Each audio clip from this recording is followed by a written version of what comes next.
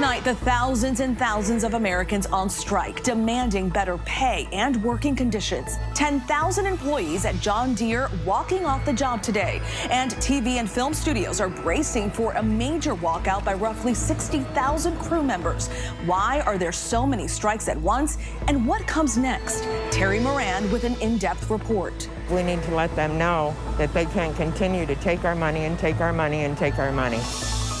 Tonight, some relief on the way to help break that supply chain gridlock. The Port of Los Angeles working 24/7. Our Kaylee Hartung is there. Where is the breakdown?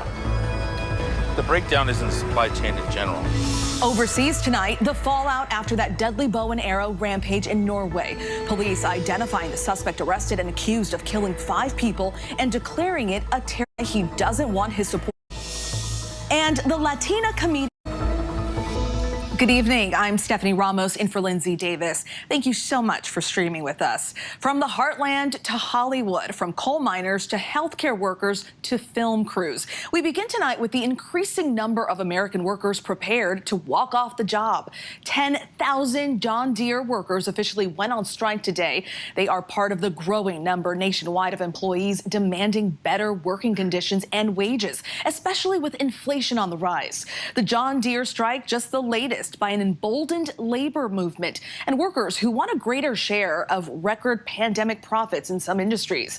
On Monday, 24,000 Kaiser Permanente workers in California authorized a strike. And we've been tracking that coal mine strike in Alabama for a while now. Workers walked off the job 7 months ago.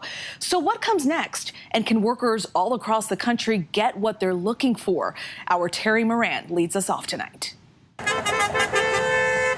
In the wee hours of Thursday morning, 10,000 workers at John Deere hit the picket lines in Iowa, Illinois, and Kansas on strike for the first time in 35 years at Deere.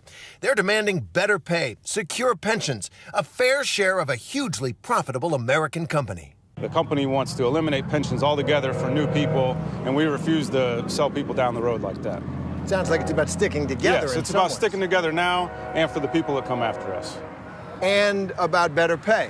Yes, absolutely. The company, their profits have just been through the roof. Workers argue that even as John Deere's profits grew by 61% in recent years and their CEO's salary grew by 160% during the pandemic, their pay has actually been cut.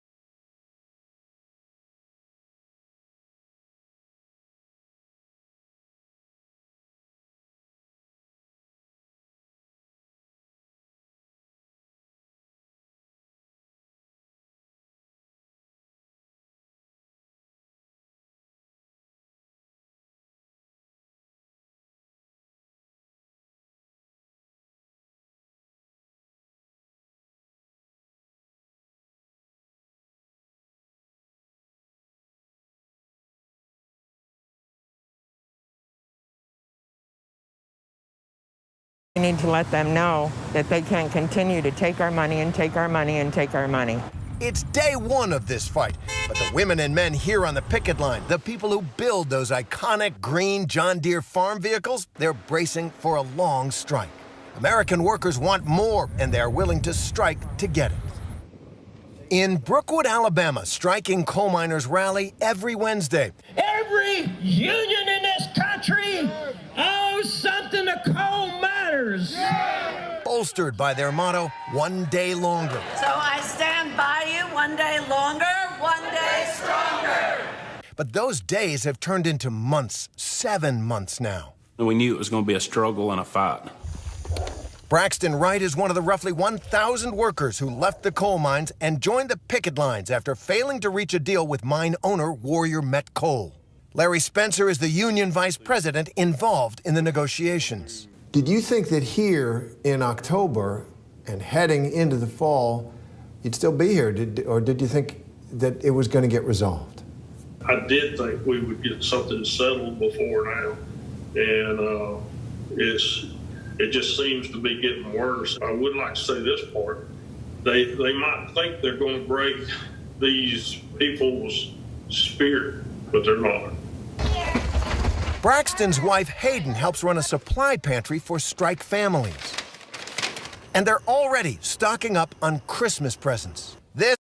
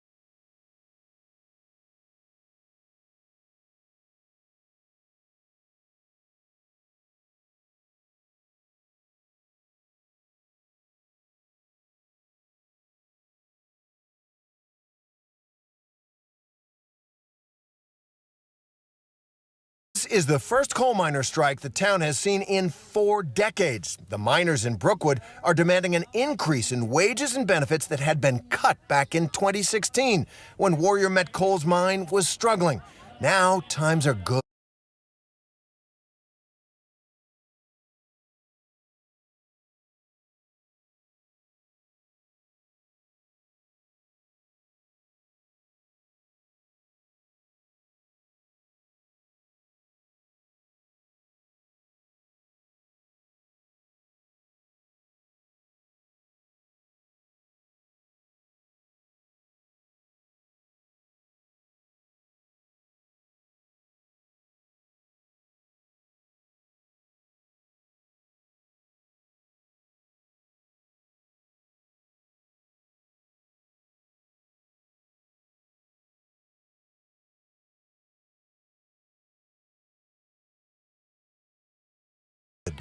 We're not even asking for more.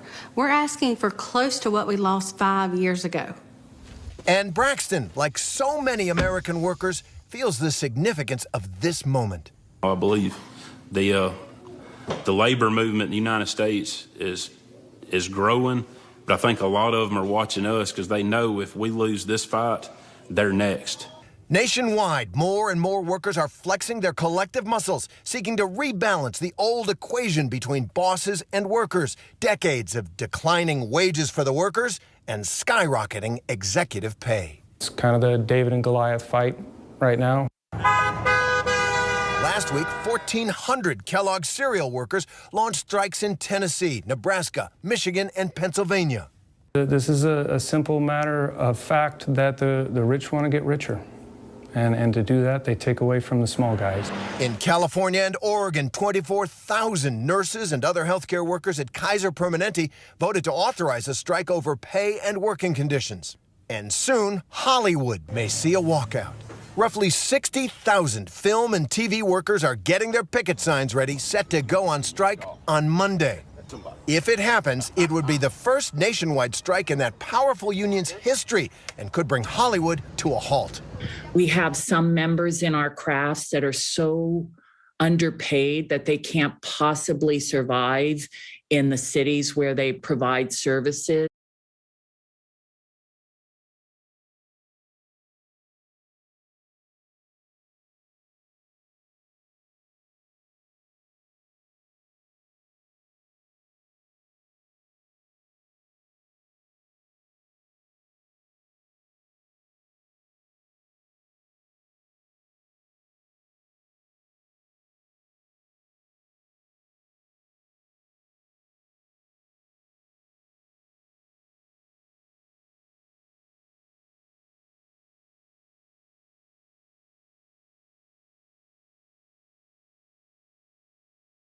The workers at John Deere voted overwhelmingly to reject a contract that their own union, the United Auto Workers, had negotiated with management. There was a pretty blatant attack on our benefits. They want us to pay more for our benefits. Strikes, which had almost disappeared in America, are back. We're looking at levels of strike activity that are comparable to the mid-'80s, which no one says is, the heyday of, working class fighting. But on the other hand, it's been decades since we've seen this much activity. Jonah Furman is a staff writer for Labor Notes. He's been covering every twist and turn of the John Deere negotiations.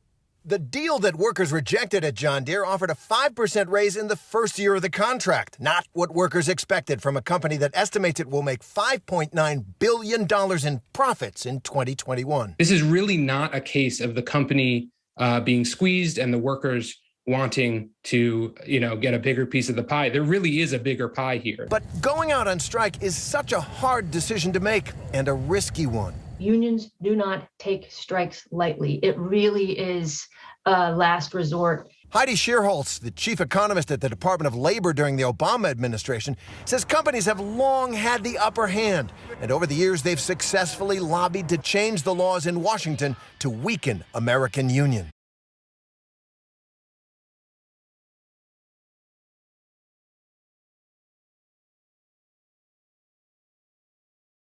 Says companies have long had the upper hand, and over the years they've successfully lobbied to change the laws in Washington to weaken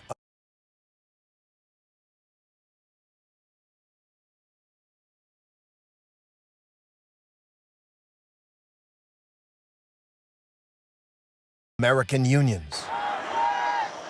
It's scary to walk off the line. One of the things is an employer has right now, under current labor law, the right to hire permanent replacements. And so if once the strike is over, if an employer has hired a permanent replacement, what the person who went on strike has to sort of go to the back of the line. Companies are pushing back